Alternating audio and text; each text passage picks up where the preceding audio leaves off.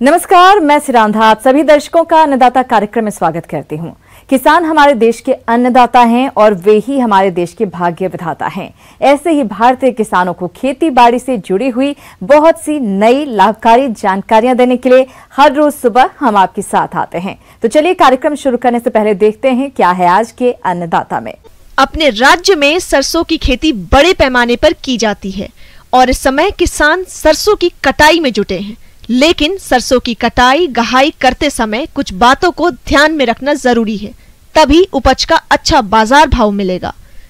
तो सरसों की कटाई, गहाई और सुरक्षित भंडारण में कौन कौन सी बातों को ध्यान में रखें, आइए जानते हैं। सरसों की जब लगभग 80% फलियां पीली पड़ने लग जाएं, वो एक समय उचित होता है जिस समय कि हम सरसों की कटाई कर सकते हैं।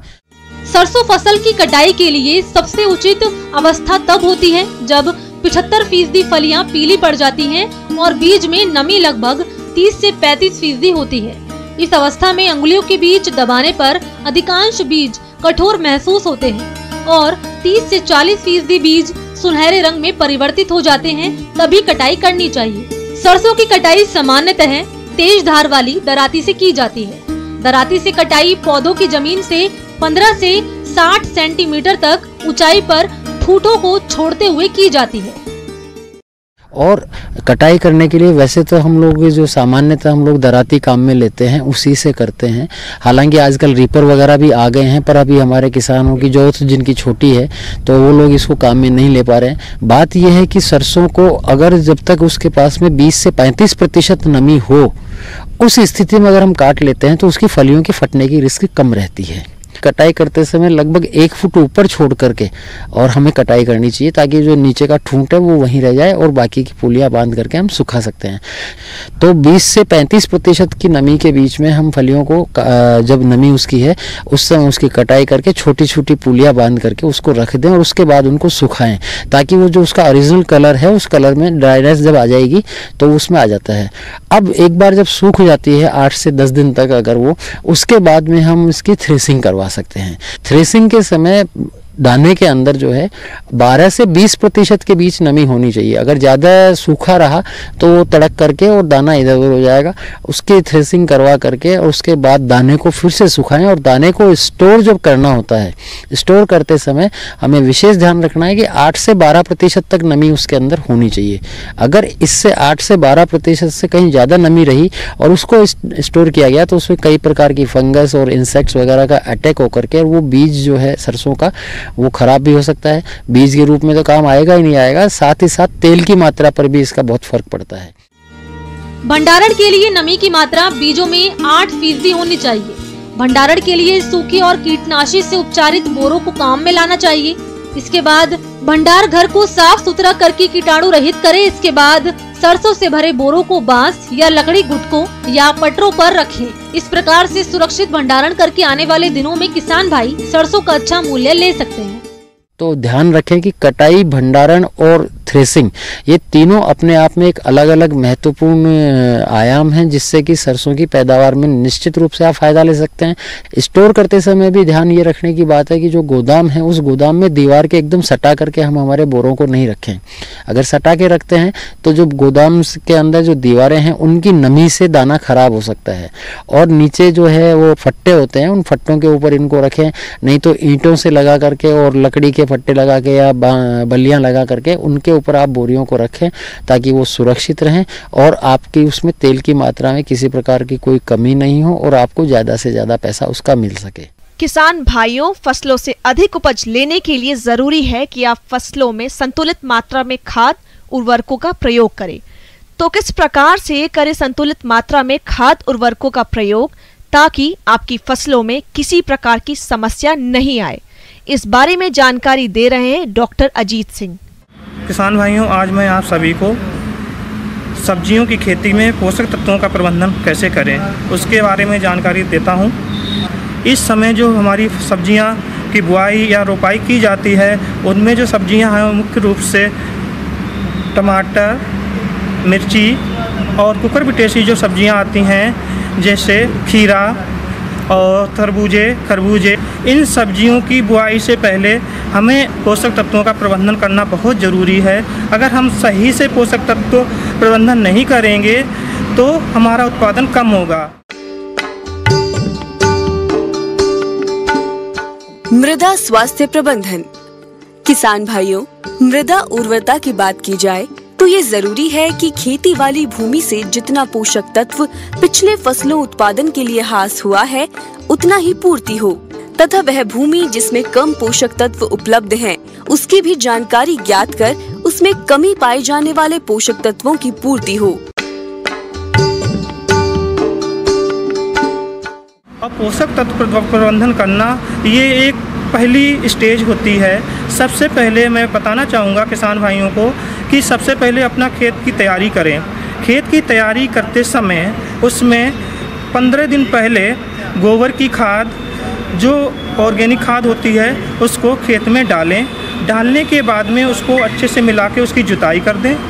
जुताई करने के बाद में जो हमारी उसके साथ में हमें केमिकल खादें डालनी हैं, जैसे यूरिया, DAP, MOP एंड सूक्ष्म तत्व जैसे जिंक, सल्फर, बोरान, कुछ ये ऐसे तत्व होते हैं जिनको हमें बुआई के समय देना होता है। बुआई के समय हमें ये ध्यान रखना चाहिए कि जो हम पोषक तत्व डाल रहे हैं उसकी रिक्वायरमेंट कितनी है। अगर हम उससे ज़्यादा रिक्वायरमेंट की चीज़ें डालेंगे तो वो पौधे को लाभ नहीं करेंगे। जितनी पौधे की रिक्वायरमेंट है उतना ही हमें पोषक तत्व देना है। तो जुताई करने के बाद में जब हम अगर रोपाई कर रहे हैं तो उस रोपाई के समय हमें रो में पोषक तत्वों को डालना है। अगर हम बुआई कर रहे हैं तो हम जहाँ पे पौधा लगा रहे हैं वहाँ पे हमें पोषक तत्व डालना है। पोषक तत्वों को डालने के बाद में ये तो प्रथम स्टेज हो गई। इसके बाद में जैसे ही हम फसल को या जो हमने पौधे, अगर हम मिर्च और टमाटर की बात करें तो उसमें जो हम दूसरी डोज देंगे वो हम देंगे 15 या 30 दिन के बाद में। इसके बाद में 60 दिन पे देंगे और इसके बाद में 90 दिन पे देंगे। तो इस समय जितनी भी रिक्वायरमेंट है उस खुराक को 3 भागों में डिवाइड कर लेनी चाहिए। एक तो हमने इनिशियल स्टेज में दे दी, इसके बाद में एक हमने ग्रोथ स्टेज पे दे दी और दूसरी फ्लावरिंग स्टेज पे दे दी। तो इस तरीके से अगर हम पोषक तत्वों का सब्जियों में प्रबंधन करेंगे तो सही तरीके से हम उत्पादन ले सकते हैं। मिट्टी की जांच की आवश्यकता। यह जानने के लिए कि आपकी जमीन की आवश्यकता एवं उर्वरता स्तर उस फसल विशेष के लिए उपयुक्त है कि नहीं, जिसकी आप खेती करने जा रहे हैं, आपकी जमीन में फसलों के लिए आवश्यक पोषक तत्वों की मात्रा कितनी है एवं कितनी अतिरिक्त मात्रा उर्वरक के माध्यम से होनी है का निर्धारण करने में मदद मिलती है। मिट्टी की रासायनिक प्रकृति, अम्लीयता एवं क्षारीयता तथा उसमें उपस्थित घुलनशील लवणों की मात्रा की जानकारी मिल जाती है, जिससे उसके उपचार में सहायता मिलती है। पौधों की वृद्धि के लिए अनेक तत्वों की आवश्यकता पड़ती है, परंतु इन तत्वों में 16 तत्वों की अधिक आवश्यकता पड़ती है। अतः भूमि में तत्वों का संतुलन बनाए रखने के लिए परीक्षण के अनुसार उर्वरकों की सिफारिश आवश्यक है। दूसरी बात ये है, कुछ चीज़ें जो हम पोषक तत्वों के हमारे जो मुख्य तत्व हैं उनको ही हम एप्लीकेशन करते हैं, लेकिन हम जो सूक्ष्म तत्व हैं उनको किसान बहुत ही कम अपने खेतों में डालता है। सूक्ष्म तत्वों का जो मेन रोल होता है वो उनकी उत्पादन को बढ़ा देता है, क्योंकि जो सूक्ष्म तत्वों का पौधे के अंदर जो रोल होता है उसके अंदर एंजाइम एक्टिविटी को इम्प्रूव करता है और जो उसमें रोग प्रतिरोधक क्षमता होती है उसको भी वो कंट्रोल करते हैं। ब्रेक के बाद आप सभी दर्शकों का अन्नदाता में स्वागत है। चलिए अब रुक करते हैं अगली कड़ी की ओर। फूलों की महक और मनमोहक रंग सबको भाता है। फूलों का उपयोग विशेष त्योहारों, शादियों के अलावा लगभग हर घर में हर दिन होता है और घर बगीचों की शोभा भी बढ़ाता है। फूलों में कुछ फूल ऐसे होते हैं जिनकी मांग अधिक रहती है और ऐसे अधिकतर फूलों की खेती हाईटेक तरीके से की जाती है। इन्हीं फूलों में से आज हम बात करेंगे जरबेरा की, जिसे पॉली हाउस में उगाया जाता है। इसकी सफल खेती कर रहे रायसेन गांव रोजरा चक के सफल किसान मनोज वाशरन्या है। ये लगभग 4 साल से इसकी खेती करके 1 एकड़ से हर माह लाखों की आय कमा रहे हैं। तो आइए मिलते हैं इनसे और जानते हैं इनकी सफलता की कहानी। अफ्रीकन फूल जरबेरा लगभग पूरे साल खिलने वाला एक आकर्षक फूल है। ये फूल कई रंगों वाला होता है। इस फूल का गुलदस्ते के लिए आमतौर पर अधिक प्रयोग होता है। इसकी खेती पॉली हाउस में ही हो सकती है। ऐसे में इसकी खेती में लागत अधिक आती है और लाभ भी अधिक मिलता है। इसलिए इसकी खेती में तकनीकी जानकारियाँ बहुत जरूरी है। हम लोग एक छोटे किसान हैं, बहुत बड़े किसान नहीं हैं, क्योंकि यहाँ पर ज़मीन बहुत कम है। हमको ज़मीन कम होने से पैसे ज़्यादा कमाने हैं, उसके बारे में आपको आज बताने जा रहा हूँ। हमारी पत्नी भी हैं, इनको भी आती रहती जाती रहती हैं। इनकी ही प्रेरणा से मैंने ये सब काम शुरू किया है। इनको बहुत अच्छा अनुभव था खेती में करने के लिए, तो मुझे भी थोड़ा लगा कि मुझे भी करना चाहिए। मैंने पहले भी 2016 में बहुत छोटी ज़मीन थी, 4 एकड़, उसमें मुझे पता लगा कि पॉली हाउस में कुछ एक अच्छी चीज़ें उगाई जा सकती हैं जिनसे अपनी इनकम भी अच्छी हो सकती है। मैंने सन 2016 में 1000 स्क्वायर मीटर में पॉली हाउस का निर्माण किया, जिसमें मैंने झरबेरा किस्म एक फूल होता है उसका उत्पादन करना शुरू किया था। उसके बाद जब मुझे वहाँ से अच्छा अर्न हुआ, प्रॉफिट हुआ, यहाँ पे मैंने 1 एकड़ जमीन लेकर के इसको विस्तार किया अपने कार्य को। और इन्होंने शुरुआत में 1000 वर्ग मीटर में इसकी खेती की और इस समय ये 1 एकड़ यानी 4000 वर्ग मीटर में जरबेरा की खेती कर रहे हैं। पॉली हाउस और ड्रिप सिस्टम लगवाने से लेकर पौधों की रोपाई तक आने वाले खर्च पर सरकार अनुदान देती है। इन्होंने भी अनुदान का लाभ लिया है। सबसे पहले तो ये कि सरकार इसमें हमारी बहुत मदद करती है। इस पॉली हाउस की जो टोटल कीमत होती है उसका 50% सरकार हमें अनुदान प्रदान करती है, जिससे हम किसानों को थोड़ा सा और प्रोत्साहन बन जाता है कि अपन इस काम को आगे बढ़ाएं। उसके बाद में हम बनाते हैं इसके अंदर बैट। उसके बाद हम इसके अंदर लाल मुरम को लेके आते हैं, जिसकी हमें 2 फीट की एक बैट बनानी होती है। जो बैट का साइज होता है वो 70 सेंटीमीटर की बैट होती है हमारी, और 30 सेंटीमीटर उसकी खाली जगह होती है। उसको चलने के लिए, फूल तोड़ने के लिए जगह खाली छोड़नी पड़ती है, जिससे हम लोग चल सकें, आराम से आ जा सकें। और पौधे की दूरी, एक पौधे से दूसरे पौधे की दूरी होती है 30 सेंटीमीटर की। 2 पौधे के सामने की रो में एक पौधा आता है, जिसको अपन बोलते हैं जिगजैग पौधा। जैसी हमारी स्प्रिंग होती है उस तरह से पौधे को लगाते हैं अपन जिगजैग टाइप में। पौधे की लाइफ जो होती है वो करीब 5 साल की होती है। 4 साल कंपनी बोलती है। हम लोग अच्छी केयर करते हैं तो पौधे को 5 साल तक अपन इसको ले सकते हैं, बड़ा प्रोडक्शन ले सकते हैं 5 साल तक जाके हम। 1 एकड़ में अगर आपके करीब 25,000 पौधे लगते हैं हमारे हिसाब से।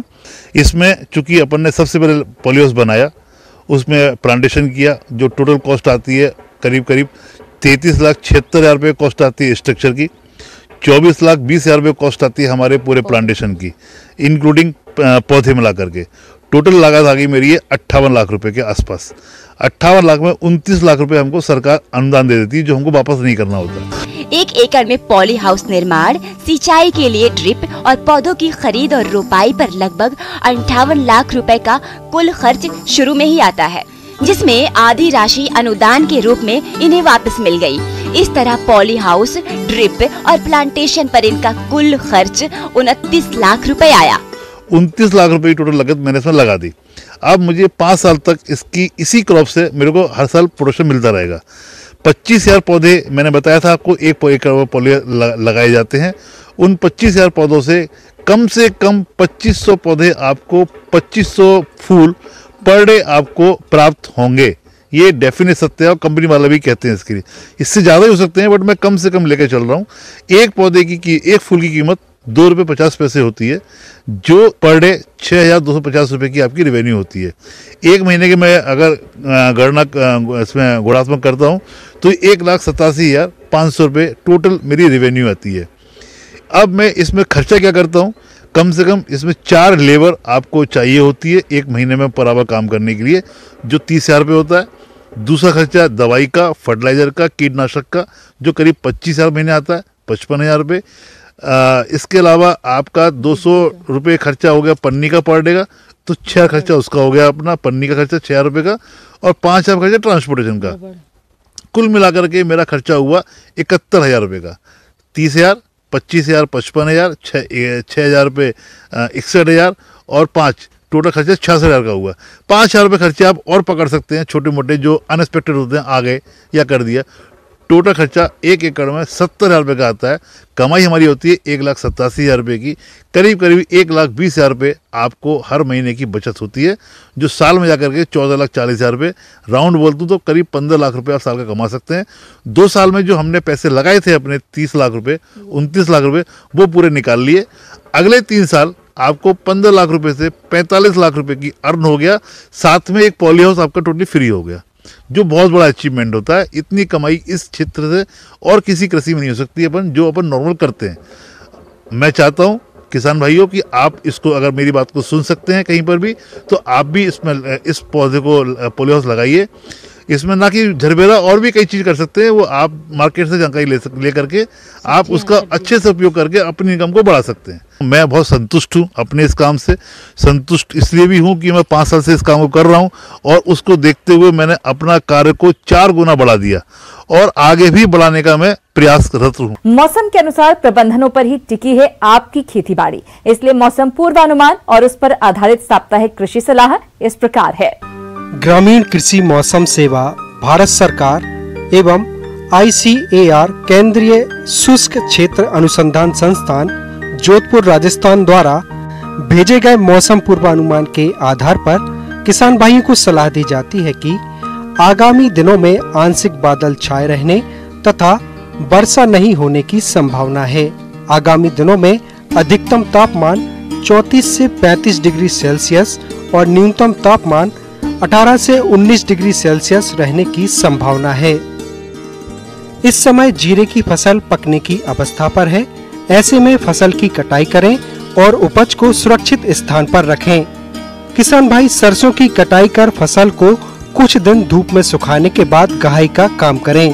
किसान भाई गेहूं की 110 दिन की फसल में प्रारंभिक टप अवस्था पर सिंचाई अवश्य करें। मौसम को देखते हुए पपीता लगाने के लिए खेत की तैयारी करें। पपीता लगाने के लिए खेत में पपीते के बीज या पौध की रोपाई करें। पशुओं में इस महीने खुरपका एवं मुहपका रोग के टीके अवश्य लगवाएं, ताकि आने वाले समय में पशुओं को इन रोगों से बचाया जा सके। अन्नदाता हेल्पलाइन निःशुल्क फोन संपर्क सेवा के माध्यम से आपके द्वारा पूछे गए प्रश्नों में से 1 या 2 महत्वपूर्ण प्रश्न को हम अपने कार्यक्रम में शामिल करते हैं। इसके तहत आज का चयनित प्रश्न और उसका जवाब इस प्रकार है। अन्नदाता कार्यक्रम में आज जो प्रश्न हमने शामिल किया है उसे पूछा है गांव अमोरा जिला कोटा से शंभुनाथ जी ने। आप पशुओं में परजीवियों की समस्या के समाधान के बारे में जानकारी चाहते हैं, तो शंभुनाथ जी आपकी जानकारी के लिए देखिए कार्यक्रम का यह अंश।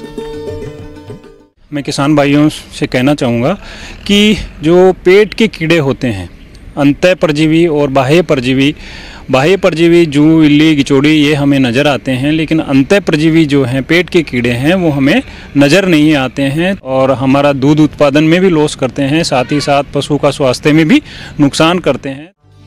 अक्सर देखने में आता है कि हमारे कुछ पशुपालक भाई अपने दुधारू पशुओं में आने वाले बाह्य परजीवियों पर ठीक तरह से ध्यान नहीं दे पाते हैं, जिसका विपरीत प्रभाव पशु के स्वास्थ्य के अलावा उसके दुग्ध उत्पादन पर भी देखने में आता है। ये बाह्य परजीवी पशुओं का खून चूसकर उनके स्वास्थ्य पर प्रभाव डालते हैं, जिससे पशु कमजोर और बीमार पड़ जाते हैं। किसान भाइयों, अंतः परजीवी जैसे गोल कृमि, तीता कृमि आदि पशुओं में दूषित चारा दाना खाने से और नदी पोखर तालाब का गंदा पानी पीने पर पेट में हो जाते हैं, जो पशुओं के स्वास्थ्य पर बुरा प्रभाव डालते हैं, जिससे पशुओं में कई तरह की बीमारियां होने की संभावना रहती है। तो आप अपने दुधारू पशुओं को इन अंतः परजीवियों से कैसे बचाएं, आइए जानते हैं। हम जैसे ही मौसम बदलता है तो डिवॉर्मिंग यानी कि जो पेट में कीड़े मारने की गोली है वो हम दें, वो पशु चिकित्सक की सलाह से दे सकते हैं या फिर जो बाज़ार में उपलब्ध हैं। ध्यान ये रखना है कि एल्बेंडाजोल साल्ट है वो ग्याबिन पशु को नहीं देना है। अगर ग्याबिन पशु है तो हम एल्बेंडाजोल साल्ट का उपयोग करें, और बाहर और अंदर दोनों प्रकार के कीड़े आपको अगर नज़र आते हैं तो ऐसी स्थिति में हम गोली का उपयोग करें। और हर मौसम, जैसे ही मौसम चेंज होता है उससे पहले या फिर टीकाकरण करवाने से पहले हम भूखे पेट सुबह सुबह पशु को एक गोली, जो बड़ा वयस्क पशु है उसको एक गोली दे दें, ताकि फिर हम 1-2 घंटे तक दाना पानी ना खिलाएं, ताकि अंदर जितने भी कीड़े हैं वो मर जाएं। पशुपालक भाइयों, इन दवाओं का घोल बनाकर पशु के शरीर पर अच्छी तरह से लगाएं, लेकिन इनका प्रयोग करते समय कुछ सावधानी बरतें। जैसे दवाई लगाने के समय बड़े पशु या बछड़े बछड़ियों के मुंह में मुसीका लगा देना चाहिए, जिससे वो अपने शरीर को चाट ना सके, जिससे पशु को किसी भी तरह का नुकसान ना हो। अन्यथा अगर इंजेक्शन लगवाना है तो हम पशु चिकित्सक से ही लगवाएं, ताकि हमारे पशुओं में कोई भी ऐसे रोग और कीड़े से बच पाएं। धन्यवाद। आइए अब एक नजर डालते हैं राज्य की कुछ चुनी हुई मंडियों के प्रमुख फसलों के बाजार भाव पर।